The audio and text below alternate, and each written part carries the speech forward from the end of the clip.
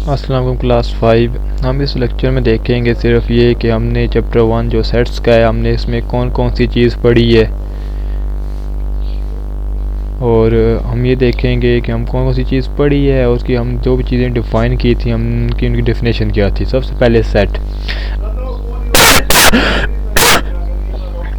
Set is the collection of well defined and distinct object. Set हमारे पास collection होता है जिनमें जो हमने चीज़ें ले रहे होते हैं वो हमारे पास होती हैं well defined and distinct object.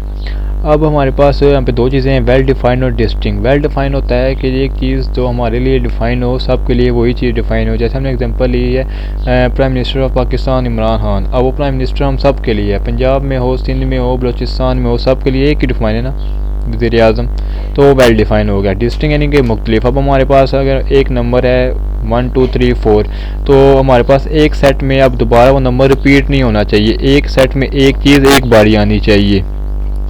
उसके बाद देखा था कि सेट नोटेशन, इनके सेट लिखने का तरीका क्या होता है। इसमें हमारे पास तीन तरीके आते हैं। नंबर 1 है डिस्क्रिप्टिव नोटेशन, ये होता है स्टेटमेंट फॉर्म। हमने एक स्टेटमेंट दे देते हैं हमारे पास, कोई भी statement, set of even number, set of odd number, set of whole, यानी कि हमने एक स्टेटमेंट की फॉर्म, इंग्लिश की फॉर्म में एक सेंटेंस लिख देते हैं जहाँ से हमारे पास वो सेट नोटेशन आ जाती है। नेक्स्ट है हमारे पास tabular notation.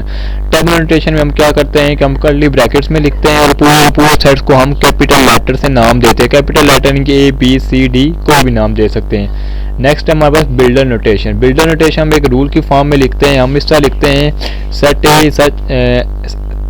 Is an element of X such that X is an, आगे हमने वो सेट लिखना होता है जो भी हमने बनाना होता है। जैसे X is an even number, तो हमारे पास सारा इवन नंबर में आ जाएगा। नेक्स्ट हमारे पास वेन डायग्राम। वेन डायग्राम होती है कि हम जितने भी सेट दिए जाते हैं ना, ये भी सेट नोटेशन की तरह एक फॉर्म है, लेकिन हम इसको एक पिक्चर फॉर्म में लिखते हैं। पिक्चर फॉर्म में इस तरह लिखते हैं, एक रेक्टेंगल लेते हैं और सर्कल लेते हैं। रेक्टेंगल में हम वो चीज़ लिखते हैं कि सारी की सारी हमारे पास एक ओवरऑल एक जनरल चीज़ें एक रेक्टेंगल में आ जाती हैं, लेकिन सर्कल के अंदर हम स्पेसिफिक चीज़ें लिखेंगे जो कि हमारे सेट में पूछी जाएगी।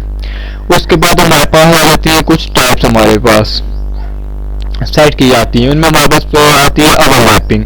ओवरलैपिंग होती है कि एक सेट की चीज़ दूसरे सेट के अंदर मौजूद हो, यानी कि एक सेट के एलिमेंट्स दूसरे सेट के अंदर मौजूद होते हैं। जैसे हमारे पास ये सेट होता है 1 2 3 4 और सेट बी हमारे पास आ जाता है 2 3 4, यानी कि दोनों में कुछ एलिमेंट सेम आ जाते हैं। नेक्स्ट हमारे पास इक्विवेलेंट सेट। इक्विवेलेंट सेट होते हैं कि हमारे पास दो सेट होते हैं, उनके नंबर ऑफ एलिमेंट सेम होते हैं। और नंबर ऑफ एलिमेंट से मुराद ये है कि जो एलिमेंट्स मौजूद हैं वो सेम होंगे। वो वन, अगर एक सेट में हमारे पास 1 2 3 है तो दूसरे में A B C भी हो सकता है। उनका एक जैसा होना ज़रूरी नहीं है, लेकिन नंबर ऑफ एलिमेंट होना सेम ज़रूरी है। नेक्स्ट हमारे पास इक्वल सेट्स। इक्वल सेट में ये होता है कि हमारे पास जितने भी एलिमेंट आ रहे हों वो दोनों सेट में इक्वल भी हों और एक जैसे भी हों। अगर एक सेट में हमारे पास 1 2 3 है तो दूसरे में भी 1 2 3 होना चाहिए। अगर वहाँ पे कोई भी नंबर चेंज होता है या एक नंबर ज़्यादा या कम हो जाता है तो वो हमारे पास इक्वल सेट नहीं रहेगा। नेक्स्ट है हमारे पास यूनिवर्सल सेट।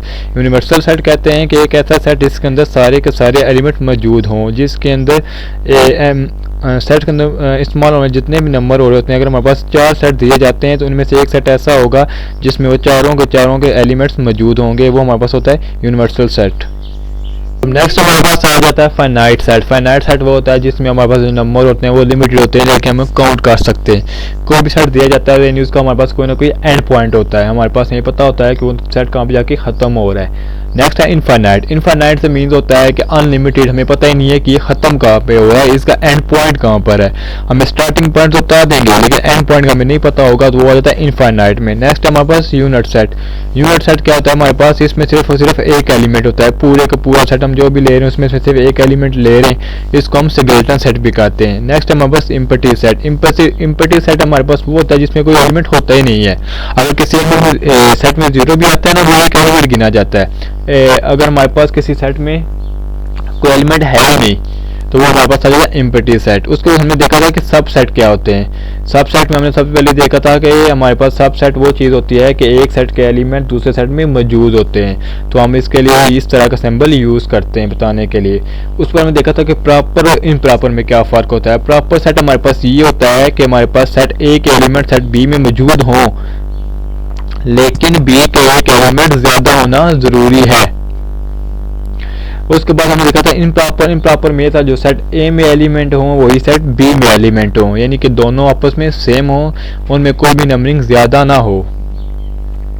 नेक्स्ट हमने देखा था कि सुपर सेट हमारे पास क्या होता है। तो सुपर सेट था कि एक सेट के अंदर बाकी छोटे जितने भी सेट होते हैं वो सारे के सारे मौजूद हों, यानी कि छोटे सेट्स के नंबर्स एक बड़े सेट में के अंदर मौजूद हों। नेक्स्ट था पावर सेट। पावर सेट था कि हमारे पास एक सेट दिया जाता है, हम उसके कितने सब सेट लिख सकते हैं पॉसिबली, यानी कि हम एम्प्टी सेट से शुरू करते थे, सिंगल डिजिट लिखते थे, फिर डबल, फिर 3, यानी कि जितने वो नंबर दिए जाते थे ना, अगर 5 नंबर दिए जाते थे ना तो सिंगल से लेकर 5 तक हम सारे के सारे सबसेट लिखते थे। नेक्स्ट हमारे पास कार्डिनैलिटी। कार्डिनैलिटी सिंपल था कि हमारे पास जितने भी नंबर ऑफ एलिमेंट होते हैं, यानी कि 1 2 3 4 एक सेट के अंदर जितने भी नंबर दिए जाते हैं, किस नंबर सेट के अंदर लिखा जाता है 2 4 6 8, तो हमारे पास ये 4 नंबर हो गए ना, तो हमारे पास कार्डिनैलिटी होगी 4। यहाँ पे एग्जांपल हमारे पास ए बी सी डी की, यानी कि हमारे पास यहाँ पर 4 एलिमेंट है, तो इसकी कार्डिनैलिटी कितनी है 4।